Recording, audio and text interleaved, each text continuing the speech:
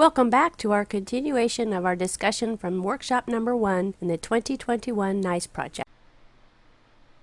I would love to hear about Tarzan. I'm sure you would, because I had to convince you to. I had to do some convincing to get Tarzan of the Apes as one of our 4, and hopefully in our 5th workshop we can go a lot deeper into why that was so important to me. But let me just say that Tarzan of the Apes was written by Edgar Rice Burroughs.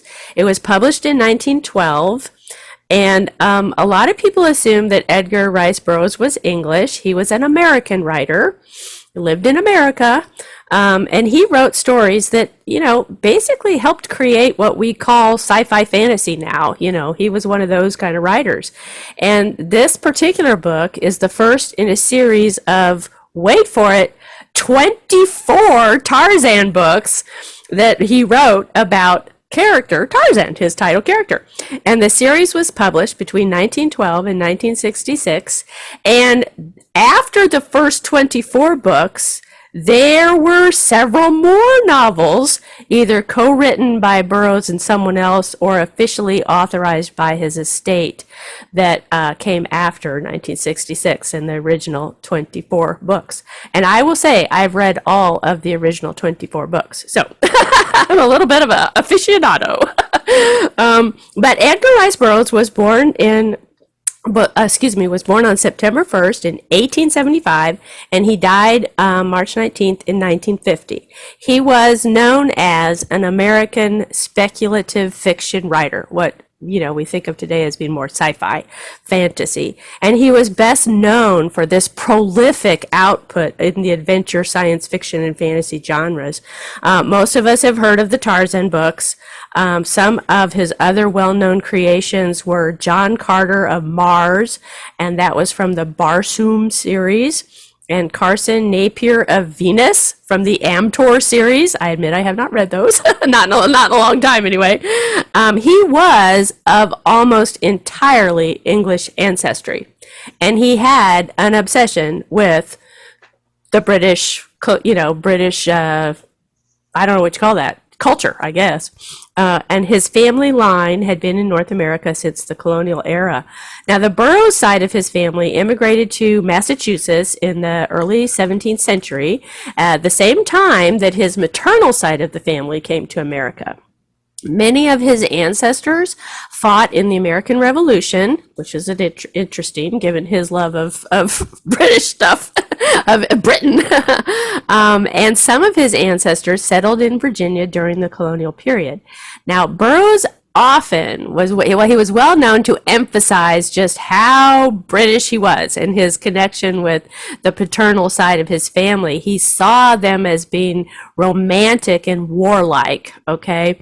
And he counted among his relatives no less than 7 signers of the U.S. Declaration of Independence, including his 3rd cousin, 4 times removed, 2nd President of the United States, John Adams. So this was a guy who was very into this kind of ancestry, Great Britain, British colonialism. In spite of the fact that his ancestors fought on the, in the American Revolution, he really was, what do you call that? A Britophile? I don't know what you call that. Anglophile. Anglophile, yeah, thank you.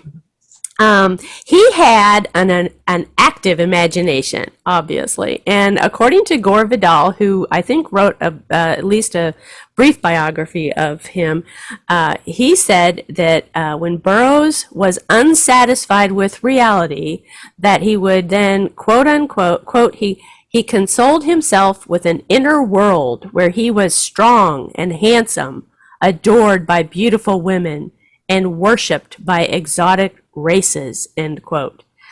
That's a telling quote by Gore Vidal about Burroughs. Mm-hmm. The Tarzan stories served as a form of masculine escape that inspired men and boys, and I will say white men and boys, mostly I would say.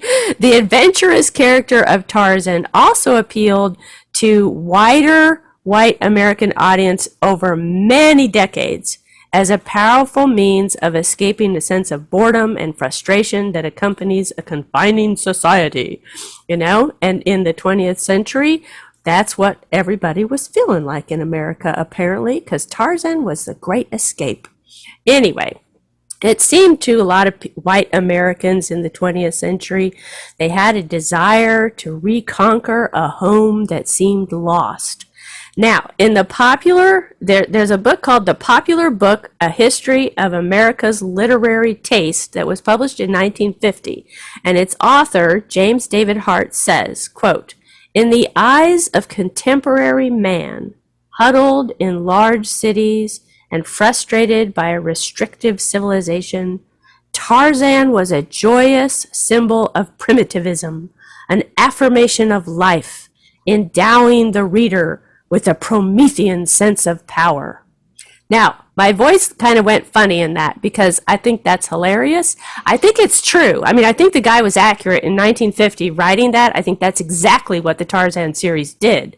The reason I sounded funny is because this book is so full of problematic content that is, the science is off, the civilization stuff is off, gender stuff is off, racist stuff is off. Everything is wrong in this book, we know, by modern standards. And yet, it can be enjoyed as a kind of a fun, crazy read if you can put it in the context of knowing that all of the stuff that made it so popular, or at least a lot of the stuff that made it so popular for generation after generation of white American, or I should just say white people anywhere, a lot of that stuff is false. It's not true. It's not accurate. But the story, the characters, the way the story is told, you could still get something out of it. And that's why I wanted to look at it this year. I wanted us to have that chance to really look at this weird, crazy sci-fi story that is so rife with things that just, scientifically and naturally and historically and everything are just kind of crazy and made up, but still have some fun with it too. So that's my little bio. We'll talk more about crazy old Edgar Rice Burroughs in Workshop 5, but I'll try to do a brief summary of the plot. It's kind of hard to briefly summarize this one, but I'll give it a go. So, John and Alice Clayton are the Viscount and Lady Greystoke from England, and they are marooned. That means left to die by a mutinied crew on a boat in the western coastal jungles of equatorial Africa in 1888. Clayton builds a treehouse cabin for their protection, hence decades of loves of treehouses by young men and boys and fathers for decades to come, right? This wonderful treehouse cabin. And very soon their son, John Clayton II, is born. When he is 1 year old, his mother Alice dies, and soon thereafter his father is killed by the savage king ape Kerchak. The infant is then adopted by she-ape Kala, whose own baby has just died. Kala puts her dead baby in the human baby's crib, and she takes the human baby with her. The young John Clayton is named Tarzan, which means white skin in the ape language. Yes, the apes have a language. This is so fun. And he's raised in ignorance of his human heritage. He thinks he's an ape. He just doesn't have any hair. As a boy, he feels alienated from his fellow apes due to his physical differences, including the fact that his childhood peers are all faster, stronger, everything than he is as he grows up. Those baby apes just can do all kinds of stuff faster than a human baby. Tarzan eventually discovers Lord Clayton's treehouse cabin, and that's where he first learns of others like himself in the Clayton's books. He doesn't realize that the deceased Claytons are his true parents. Over many years, he teaches himself to read English, but having never heard it, he cannot speak it. One time, on one of his returns from a visit to the cabin, he's attacked by a huge gorilla, not the same as, Kerchak or any of the others, and he manages to kill the gorilla with John Clayton's knife. This kill is a turning point in his young life because he realizes with a weapon like a knife, a human invention, he can fight, win, and survive. As he grows up, Tarzan becomes a skilled hunter, which makes Kerchak, the ape leader, very jealous. So jealous that he attacks Tarzan.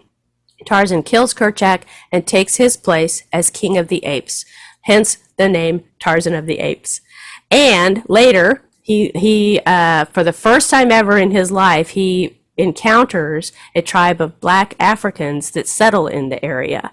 And this is another turning point in his life because these are also humans. They look like him. They just have a different color skin, right? But they are not friends because Tarzan's adopted mother, Kala, is killed by one of them.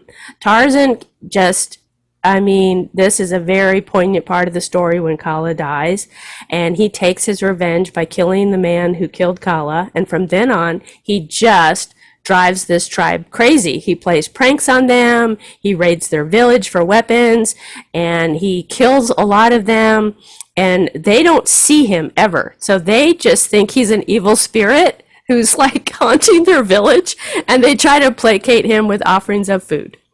That doesn't work. But anyway, when Tarzan is 21 years of age, a new party is marooned on the coast. Isn't that coincidental? Including Professor Porter with his 19-year-old daughter, Jane. She is the first white woman that Tarzan has ever seen. Tarzan's own cousin, coincidentally, William Cecil Clayton, who is the unwitting usurper of the ape man's ancestral English estate, is also in the group that's marooned. He spies on them. Tarzan spies on these people. He helps them out in secret. They don't see him. He gives them food and stuff like that. He saves Jane from the perils of the jungle, which we'll talk more about in workshop number 5. Also in this party is a French naval officer named Paul Darno, whom Tarzan rescues from the African natives. At the time that Tarzan is rescuing Darno, a rescue ship comes and recovers the rest of the other castaways. So Jane and Professor Porter and William Cecil Clayton, they're gone now. And it's just Tarzan and Darno alone in the jungle. And while Darno is recovering from his injuries, he teaches Tarzan to speak French and offers to take him to the land of the white men where he might connect with Jane again because Tarzan is in love with Jane. And on the journey, which they're walking, getting to where they're going, Darno teaches Tarzan how to behave among white men, and in the months that they spend together, Tarzan also learns to speak English. And eventually, Tarzan travels to find Jane in Wisconsin, in America, where she's from, and he rescues her from a fire, but he learns the bitter news that she has just become engaged to his cousin, William Cecil Clayton. Meanwhile, clues from his parents' cabin have convinced Darno to prove that Tarzan is truly John Clayton II. And he is. It is proven. However, instead of reclaiming his inheritance from William, Tarzan chooses to conceal and renounce his heritage for the sake of Jane's happiness, and he returns to the African jungle. And you have to read the second book to find out what happens next. No, I'm just kidding. What I appreciated most about that is that you laid your back of your hand. I know, yeah. He was so honorable. Yeah, he sacrificed his love for Jane. Yeah, no, and it really, it's kind of ironic because, spoiler alert again, Jane really loves Tarzan. She just has convinced herself that William Cecil Clayton is the guy she should actually marry, but she really does love Tarzan. So this is a story of star-crossed lovers. I mean, there's themes could be, okay, first of all, themes are all the problematic content. We got to deal with that. The racism, the superiority of white, British, upper class, gentlemen, whatever, versus anyone else. Although I suppose you could take out the British because Darno's French, but it's just that white superiority is rife in this book. The discussion from workshop number 1 in the 2021 NICE project continues in our next At the Round Table episode.